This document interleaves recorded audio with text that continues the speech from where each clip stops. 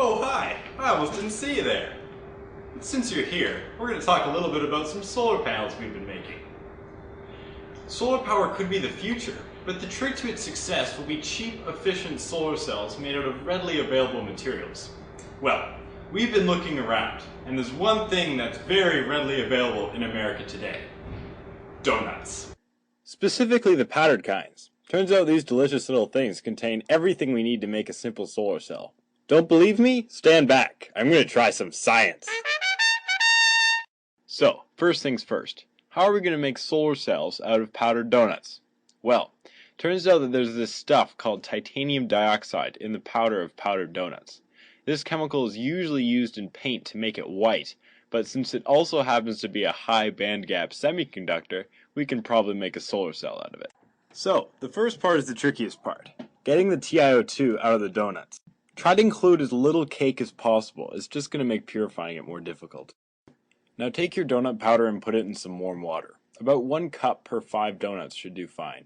Heat it up a bit and keep it stirring for a few minutes. This will dissolve out all the useless sugar. There's a lot of it. Put your resulting white solution through any kind of fine filter. Coffee filters should do fine for this. Whatever goes through is water soluble and can be thrown away. Let the stuff remaining on the filter paper dry for a while. Now you want to fire your residual solid from the filtration. You want this to be hot enough to burn off everything organic, leaving only crystalline titanium dioxide. Self-cleaning ovens often go as high as 500 degrees Celsius. This will do fine. Now you've got titanium dioxide nanoparticles. Take it out of the oven and add some ethanol to it. High proof, preferably pure, works best. Now shake it up a bit and you're ready to make a nanocrystalline thin film. For this part you're going to need some conducting glass. Ours is indium doped tin oxide coated. Use a syringe or an eyedropper and add successive layers of your TiO2 solution. Let it dry between layers until you have a uniform white coating. So what you've got now is pretty much a solar cell, but unfortunately it won't work with regular sunlight. We've got to make it a bit more colorful so it will absorb light that we can see. Pretty much anything colorful would work. We've tried juices like raspberry, pomegranate, and red currant that seem to be okay.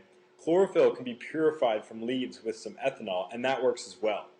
What we've found works best seems to be a certain kind of tea from Starbucks. Passion tea is tasty, purple, made with hibiscus, contains anthocyanins, and is very tasty. Anthocyanins are great organic dyes that have been shown to interact well with TiO2. So make a nice strong cup of tea with a couple passion tea bags.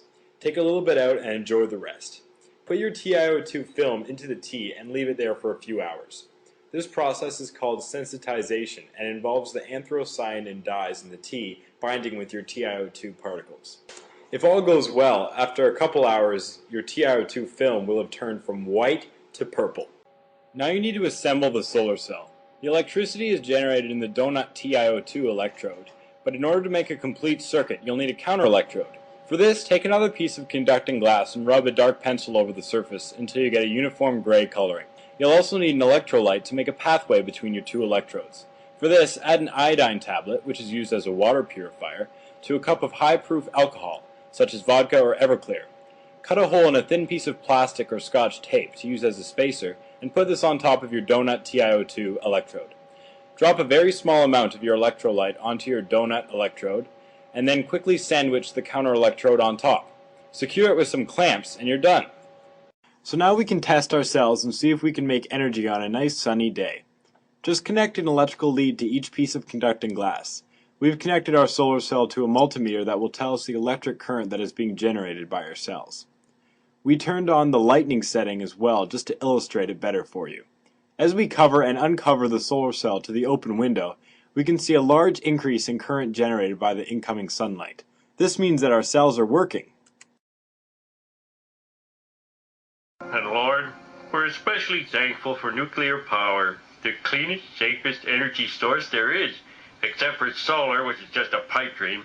Solar isn't a pipe dream anymore. I think Homer would definitely approve of our solar cells. We can make clean, renewable energy so long as we have a supply of donuts and tea. Energy crisis solved. We're still brainstorming about the economic one.